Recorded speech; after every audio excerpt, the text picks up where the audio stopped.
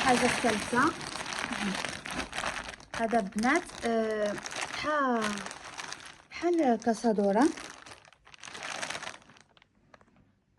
قلت لكم بنات هذا بحال كاسادوره. شوف انا شريتهاش نقلبسها مع الفالده الطوالين. الثوب ديالها كي حماقه بنات. شفتوا شحال سخونه؟ شوف سخونه بزاف. وعجبني هذا منمر. كلشي كيلبس منمر دابا.